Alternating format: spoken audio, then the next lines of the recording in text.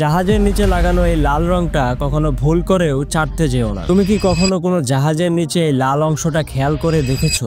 Warning, ওটা কখনো ছুঁয়ো না, কারণ এই রঙে এমন সব বিষাক্ত কেমিক্যাল থাকে সেগুলো এতটাই ক্ষতিকর যে এতে তোমার প্রাণ চলে যেতে পারে। কিন্তু আসল প্রশ্ন হলো, জাহাজের নিচে এই লাল বিষ লাগানো হয়ই বা কেন? দেখো, আগে জাহাজগুলো কাঠের তৈরি হতো আর এগুলো নোনা জলে খুব তাড়াতাড়ি পচে যেত। সুরক্ষার জন্য তখন লোকেরা জাহাজের নিচে ওয়াটারপ্রুফ পেইন্ট লাগানো শুরু করলো। কিন্তু তারপর একটা নতুন সমস্যা শুরু হলো। সমুদ্রের ক্ষুদ্র জীব যেমন বার্নাকলস, শৈবাল ও কেঁচোর মতো জীবেরা জাহাজের নিচে লেগে থাকতে শুরু করলো। এতে করে জাহাজ ভারী হয়ে যেত, জাহাজে ঘর্ষণ বাড়তো আর জ্বালানি খরচ বেড়ে যেত এবং নিচের পৃষ্ঠটা অসমান হয়ে যেত। শুরুর দিকে এই জীবগুলোকে আটকাতে জাহাজের নিচে কপার প্লেট লাগানো হতো।